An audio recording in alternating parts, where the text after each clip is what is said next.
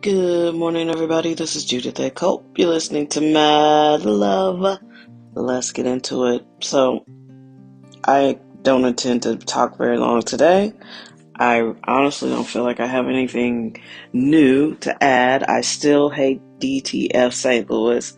I watched the third episode, I think, and I was just like, this is a weird show. And I wish they had kept St. Louis out of it. Because, people who know me, like in college, most people know I'm from St. Louis. I was a very proud St. Louisan. And I don't know. I just don't want people thinking that show is representative of anything remotely close to what it's like to live here. Um, it's a weird show with some weird shit going on in it. I don't understand it. I don't find it particularly funny. It's a weird show. I honestly don't know the vibe. I don't get it.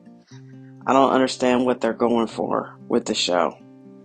And I may not finish it. I'm all caught up on The Pit, which makes me very sad because I hate doing that. I love to just power through shows. But I made it through the first season pretty quick, and now I'm waiting for the show to catch up. I think the new show will be out on Thursday. It's like 4 more episodes. I don't understand why you would release a show like that in a day and age where everybody just drops the whole season. Anyway, so I'm caught up on that, and I got a lot of work done yesterday. Yawn, sorry. Excuse me. I haven't yawned all morning. I've been up for a couple hours. Sorry. But I got so much done yesterday. Really busy. I think while I'm not on my brother's caregiving team, he is in hospice, and there's just a lot of administrative work that goes with taking care of someone. Like, I'm managing his team, but I'm not on his team, which means I'm not, having to do the same things I had to do as my mom. When my mom wasn't sleeping, I wasn't sleeping. But I don't have that level of responsibility with this situation. But you would be surprised. You know how much mail you get, and you're like, what? Where is all this mail coming from? I have no idea why I'm yawning. I'm so sorry. Um, I haven't yawned. It's something about starting this podcast. I just get so relaxed. I don't know. It's weird. Anyway, to think about the amount of paperwork that another person has, that's bananas. It's a lot. And it can get overwhelming. You know, that you gotta pay their bills, you gotta pay their taxes, you gotta make sure all the things are in order, but they can't get on the phone and do the talking. And I'll be honest, there have been a few places. So I had to call a place yesterday because there's something that's going to renew, and I'm like, he's in hospice. I'm not sure this is even going to be around next year when this matures, and I don't particularly want to go to probate court. And so, the first lady was just rude, and well, he needs to come into the bank. I said, so everybody who calls here lives in the same state of the person that is sick, Well, he can't come into the bank, and he would have to come into the bank. I was like, so that's the only way you all transact business, is if someone comes into the bank. What if a person lives out of town? So then she was like, well, I'll call this. So she transferred me to somebody who was much, much, much nicer, infinitely more patient, and also understood caregiving. She was like, oh yeah, we've had to do this for our mom. And it's so strange because you're going to go to doctor's offices, you're going to go to banks, you're going to go to all these places where you immediately will be able to tell who has gone through the same thing and who hasn't. There will be people who are super empathetic, and these are doctor's offices. So, the doctor's office, the eye doctor, you'll be able to tell who understands how to deal with the elderly through a grandma or a parent, and then the shocking number of people who are just like impatient and don't understand and don't care. And as a person that's doing the work, it's much, much better when someone is empathetic, because they're not only just nice, they're really nice. They're very patient because they've been through it and they understand it.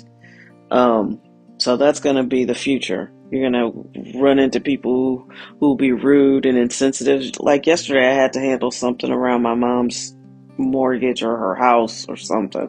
So I had to call the mortgage company, and I couldn't get through on the phone. But 3 weeks ago, I talked to this lady who wasn't particularly helpful at all. And so I was rumbling through paperwork for my brother. I saw this piece of paperwork again. So I was like, it's been 3 weeks. I haven't heard anything from this lady. So I went on their website, and because of, I think they were encouraging me to do that because so many calls. So I get on the website. I start talking to the AI, and it was infinitely more helpful than the woman. I mean, they were like, mail this in, send us a copy of this, do that. She didn't say any of that.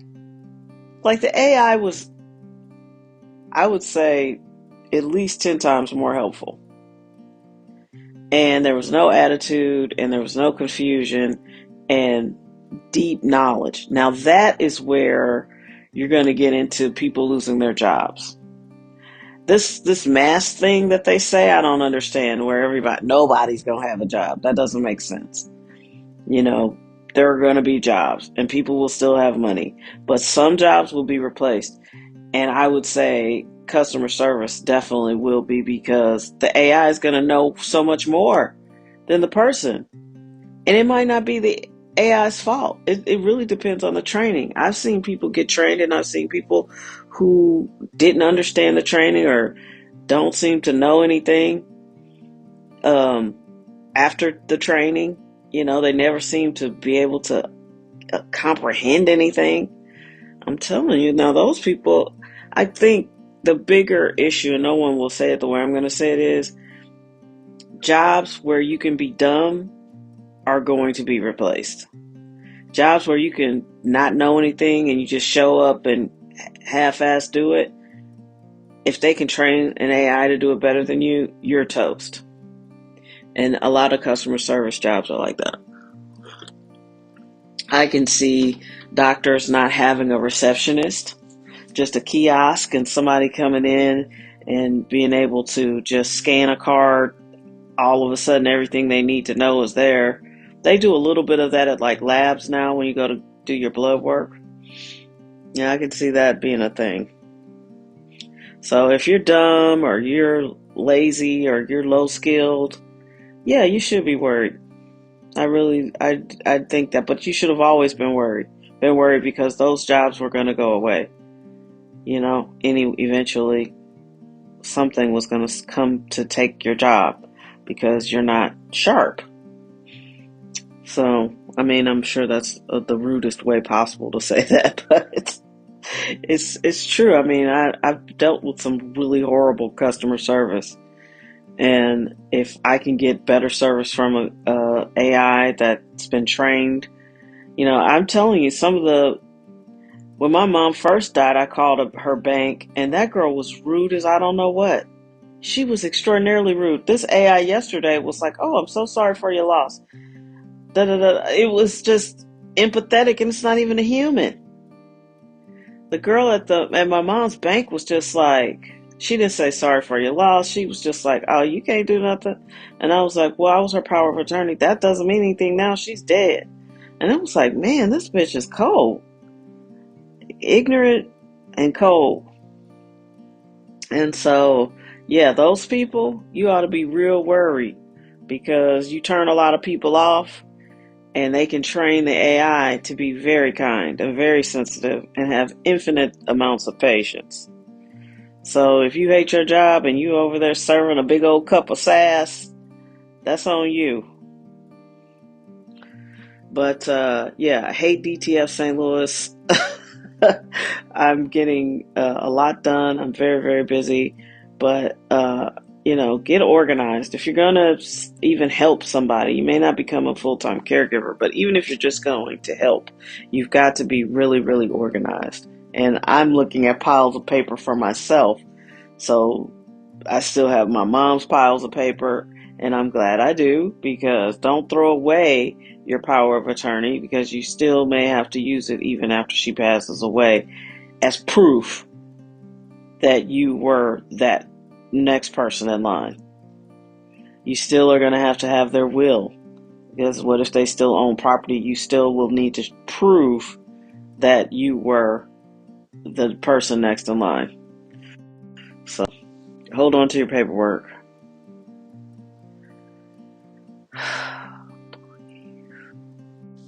Okay, sorry about that, and you'll hear that heavy sigh. It's because my brother, who's in hospice, was calling, and I don't know. A bipolar person in hospice is a mystery. I do not understand what happened in that phone call. It didn't make much sense. Um, of course, he's non-compliant. He hasn't been compliant when he was healthy, or quote unquote healthy, but he's super non-compliant now. He's always confused because he doesn't want to wear his oxygen mask. Listen, these are the real things. I get it. I understand why this podcast isn't number one, because I don't talk about anything fun. I talk about things that I know will affect other people. And it's not to exploit anybody. It's not to make anybody in my family uncomfortable. I would never exploit my mom. That's why I didn't do video. But I'm telling you, I'm trying to help families realize what's ahead. And there are very few resources dedicated to help you. I guess it depends on your state. It also depends on not your mental state, but your state where you live. It also depends on, how many social workers you know, because you're not going to get a lot of help at the hospital, especially in St. Louis and Missouri. I mean, I didn't get very much help at all. And my brother has been in and out of the hospital, I would say, for the last 6 years. Literally, like half the year in the hospital, half the year out. That's why I opted to see if he qualified for hospice, so you could at least stay at home. But people who need long-term care, who are just getting sicker and sicker, this is the future. And all this other stuff they're talking about, you're not going to give a damn, because you're going to be trying to figure out how to keep somebody you care about as comfortable as possible, either at home or in a facility. If you've got money, you're going to spend all of it on care, because it's expensive. And it's not like the movies. People don't just, look at you dramatically and drop dead. They spend a long time dying. Most people just die over the course of years, decades. They don't just be like, oh yeah, hey, I haven't been feeling well. That's a Tyler Perry movie, and that's not how it is. You cough, now you got HIV or something crazy. Like, that's in a Tyler Perry movie. That's not real life. Real life, people die over decades. And it's not quick, it's not sudden. It's normally a long, long time. Even people who die suddenly have been sick for a long time. So, get ready. Get ready, because you're going to have to build the community that looks after you and your loved ones. And this whole, we got to live 400 miles apart from each other and we'll never see each other and never talk, all of that needs to be over. You're going to have to build a community. If you don't like your family, I get it. You get who you get. And some of them may be great, and some of them you may never want to see again. They try to make you feel guilty about it, but you don't have to. If there's a group of people that you love and they light you up and you light them up, live near them. I don't care who's in your community. Build it how you like, but just be prepared. You're going to have to do something, because there are going to be a lot of sick people. And if they eat the regular mainstream diet and all this fast food, they're going to be sick as hell. And their bodies won't be able to recover. And, say what you want to say, but unless you want to leave them out in the street, and a lot of people will, there'll be a lot of people like, well, Fuck that, I'm not taking care of anybody. Okay. But there are going to be a lot of people who do want to take care of their loved ones, their parents, their partners, themselves, their children. This is a very sick American society, and they have sent all the money out of the country. There's no money to there's no fund to give to families when someone gets sick. You'll be lucky if you can get Medicaid. And this is grim, but I'm trying to get you set up so you can think about these things now and get a plan. Make a plan. Get a community. Community is the new currency. That is the future. So don't be discouraged. Get active. These politicians have lied and played in your face. There's nothing for you. It's all going out of the country. And you know what? All these phony baloney politicians can go right with them. I have every confidence that there are several HOA people who would be just as good at running the country, if not better. They love to enforce the rules, honey. Have an amazing Tuesday, March 17th, which I think is St. Patrick's Day, which to me means white people are going to get very drunk. So that's been my experience. I don't know one black person who cares at all about St. Patrick's Day. So do you. Have a great day. And please take care.